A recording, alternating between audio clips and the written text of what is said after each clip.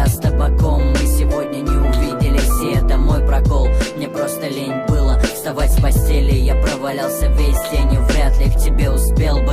Не возьму телефон, прости, если тебя заденет. Но если не пришел, значит не сильно хотел. Зимой по малолетству ошибался с парнями в подъездах. Пару раз забирали в отдел, но я был чистый и трезвый. Я понял, что не стоит влазить в эти мутки со спайсом. Глаза боялись, но мозг точно не ошибался. Самый близкий друг резко изменился вдруг, и я тогда понял, о чем читали центр за наркоту.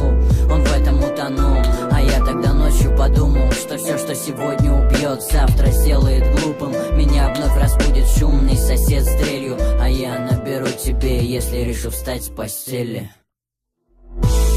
Я не плохой, не хороший, я никогда не был лучшим. Вряд ли забуду прошлое, но руки пока не опущены. Я не плохой, не хороший, я никогда не был лучшим. Вряд ли забуду прошлое, но руки пока не опущены. Но я вышел не на той платформе снова, наблюдая, как в грязи медленно тонул мой город. Никто бы не узнал, что полграмма меняют жизнь. Но Андрей взял и нанес девочке 16 ножевых. Я обхожу стороной место, где он ее прятал. Там, говорят, до сих пор остались кровавые пятна. С чем боролись, тем собственные упоролись. Господин полицейский, предъявите вашу совесть.